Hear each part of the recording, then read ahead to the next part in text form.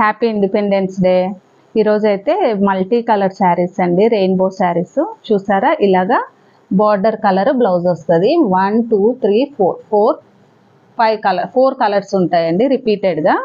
Blouse వచ్చేసి ఇలాగా digital print ఉంటుంది అనమాట. చాలా అంటే చాలా ఫైన్ ప్రీమియం క్వాలిటీ ఫ్యాబ్రిక్ ఉంది.